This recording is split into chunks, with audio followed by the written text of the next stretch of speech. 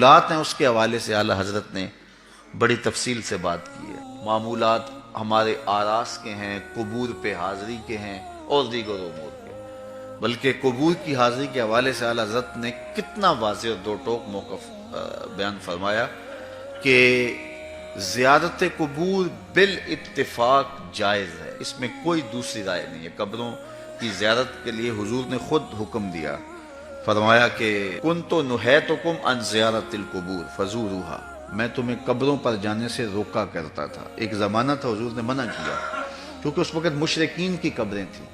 پھر اس کے بعد جب جنت البقیع بنی اور اس طرح مختلف جگہوں پہ مسلمانوں کی قبریں بنی تو پھر حکم دے دیا، کیوں؟ لِأَنَّهَا تُذَكِّرُ الْآخِرَةَ، اس لیے قبریں آخرت کی یاد دلاتی ہیں۔ تو قبروں کی زیارت بالاتفاق جائز ہے، لیکن اس کے اندر یہ فرق کر دیا کہ یہ مردوں کے لیے جائز ہے، عورتوں کے لیے حضور علیہ السلام کی قبر انور کی حاضری حضور کی شفاعت کا سبب و ذریعہ ہے۔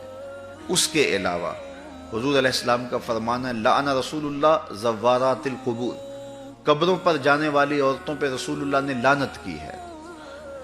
اور اس پر علماء نے لکھا ہے کہ جو فزوروہا کی اجازت ہے، کیا اس میں عورتیں شامل ہیں یا نہیں شامل ہیں؟ تو ایک کثیر طبقہ کہتا ہے کہ عورتیں شامل نہیں ہیں، اور جو ان کو شامل مانتا ہے اس کو بھی شرائط سے مانتا ہے۔ ایک تو محرم کے ساتھ جائیں، دوسرا وہاں اختلاط مرد و زن نہ ہو، اور تیسری شرط یہ ہے کہ عورتیں جزا فضا نہ کریں، واویلا نہ کریں، جس طرح عورتوں کے اندر جو ہے وہ صبر کی کمی ہوتی ہے مردوں کی نسبت۔ تو اگر ان شرائط کو پورا کیا جاتا ہے تو پھر جو ہے وہ مخصوص جگہوں پہ عورتوں کا چلے جانا قبروں میں جائز ہوگا، اس طرح والد کی قبر پہ جا رہی ہیں، والدہ کی قبر پہ جا رہی ہیں، لیکن ان شرائط کے ساتھ۔ لیکن بعض نے کہا کہ نہیں، مطلق نفی ہے، لیکن جنہوں نے جواز قرار دیا انہوں نے بھی ان 4-5 شرائط کے ساتھ جو ہے جواز قرار دیا۔ باقی جو اختلاط مرد و زن جہاں ہوتا ہے اور محرم کے بغیر خواتین جاتی ہیں، جس طرح کہ ہمارے ہاں مروج ہے، اور یہاں بسوں کی بسیں بھر کر کے مختلف درباروں پر مزارات پہ جا رہی ہیں، اعلیٰ حضرت سے پوچھا گیا جائز ہے یہ نہیں جائز، فرمانے لگے مجھ سے یہ پوچھتے ہو جائز ہے، مجھ سے یہ پوچھو ان پہ لعنتیں کتنی برستی ہیں۔ فرمایا جب وہ گھر سے نکلتی ہیں تو ان پر لعنتیں برسنا شروع ہو جاتی ہیں، اور تم اس کو مجھ سے جواز کا فتویٰ مانگ رہے ہو۔ تو اب دیکھیے کہ یہ ہمارے معاشرے میں ہے کہ نہیں ہے، اور اس کو کیوں نہیں روکتے؟ اس لیے کہ وہ کہتے ہیں اگر عورتیں نہیں آئے گی تو بابے کا غلہ کون بھرے گا، اس لیے کہ پیسے تو عورتیں ڈالتی ہیں، اس لیے وہ کہتے ہیں کہ ٹھیک ہے، اور اس کے لیے آنکھیں موند لیتے ہیں، بند کر لیتے ہیں۔ ضرورت ہے کہ عورتوں کو مزارات پہ حاضر ہونے سے منع کیا جائے، وہ گھر کے اندر رہیں، اور اگر وہ جانا چاہتی ہیں تو یہ شرائط ہیں جو ہمارے علماء نے دی، اور ان شرائط پر پورا اترنا اتنا آسان نہیں ہے۔ اسی طرح اللہ نے فرمایا کہ جو ہے وہ زیارت قبور بالاتفاق جائز ہے۔ عورتوں کی جو بات ہے وہ آپ نے بیان فرما دی۔ دوسری بات فرمائی سجدہ قبور اور طواف قبور بالاتفاق حرام ہے، اس میں کوئی دوسری رائے نہیں ہے۔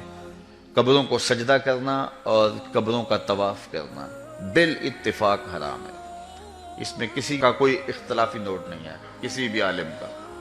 اور تیسری چیز فرمایا کہ بوسہ قبور اس میں اختلاف ہے، مختلف ہی ہے، لیکن احوط یہ ہے، احتیاط اسی میں ہے کہ نہ دیا جائے۔ یعنی قبروں کے بوسے کے بارے میں کچھ علماء قائل ہیں، کچھ علماء نہیں قائل، لیکن اعلیٰ حضرت فرماتے ہیں کہ دور موجود میں یہ ہے کہ احتیاط اسی میں ہے کہ بوسہ قبور نہ دیا جائے۔ لیکن فرمایا کہ اس کے باوجود بھی کچھ لوگوں کی خاص کیفیت ہوتی ہے، تو وہ مناسب حال ہوتا ہے تو فتویٰ اس حال کے مطابق ہوگا۔ اور اس کی دلیل جنہوں نے قبروں کو چومنے کی دلیل لی ہے، انہوں نے حضرت ابو ایوب انصاری اور حضرت بلال بن رباح رضی اللہ تعالیٰ عنہ کا عمل لیا ہے۔ حضرت ابو ایوب انصاری حضور کے روضے پہ، حضور کی قبر پہ ایسے بازو پھیلا کے جو ہے وہ بوسے کر رہے تھے کہ مروان آیا تو اس نے دیکھا اور اس نے پوچھا کون ہے، اور اس کے لہجے میں کڑک تھی اور انداز یہ تھا کہ یہ کیا کر رہے ہو۔ تو جو شخص اس طرح قبر پہ لیٹا ہوا تھا اس نے سر اٹھایا، فائزہ ہوا شیخ ابو ایوب انصاری۔